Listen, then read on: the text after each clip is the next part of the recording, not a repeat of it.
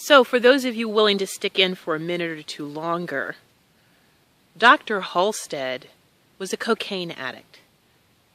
True to so much of the history of conventional medicine, our heroes also overworked themselves and had amazingly bizarre lifestyles.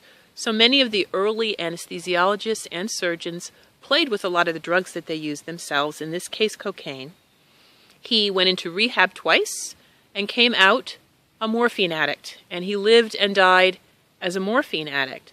There's something for me that just, in a nutshell, that says so much about who we as women have been willing to put our lives in the hands of heroic men who tell us that this is for our own good. When did we start seeing that environmental issues might have to do with the 1 in 8 figure that we are always quoting for breast cancer in the United States of America?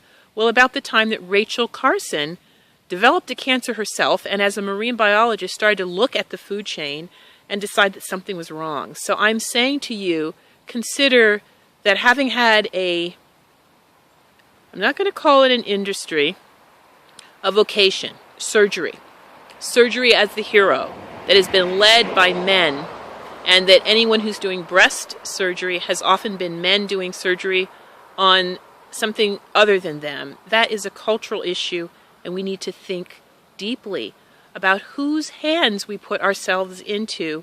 Why? If it were me and I had a lump in my breast, I would definitely use Dr. Susan Love's breast book, and I would use Our Bodies, Ourselves for getting the most accurate information. And I would go to Breast Cancer Action, which is being in a very different place on politics than breast cancer awareness. If you just Google those two words, look at the difference in what you see.